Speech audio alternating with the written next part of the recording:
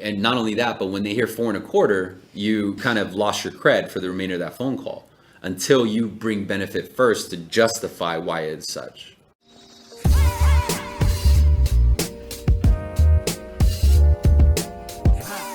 Connected to SalesRemastered.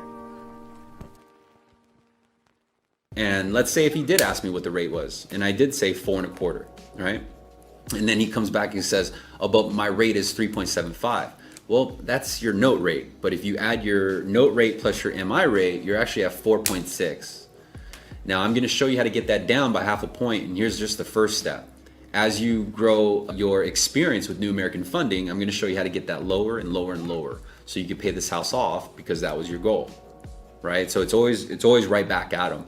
When you get the method and you get the strategy down, you'll notice that it's really just taking the focus away from rate and more about benefit, because that's how you make a sale, is you bring benefit first and then you sell them, right?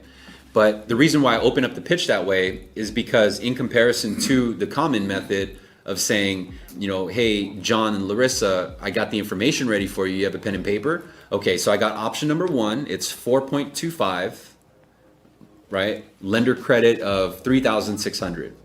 The only issue with that is that, number 1, you said option. Now they feel like they got other options. And this is an internet inquiry. You don't want to make them feel like they have options, right? And not only that, but when they hear 4.25, you kind of lost your cred for the remainder of that phone call until you bring benefit first to justify why it's such, right? And the reason why I say, hey, you know, I was about to release that information, I had a question, I want to run it by you real quick to get your feedback on it, is because I'm turning it from a pitch to a collaboration. Now I'm positioning myself as a consultant. And so when he hits me with all these objections of, well, why should I go with New American Funding? Well, if you experience the way I'm talking to you right now, I'm not selling you on anything.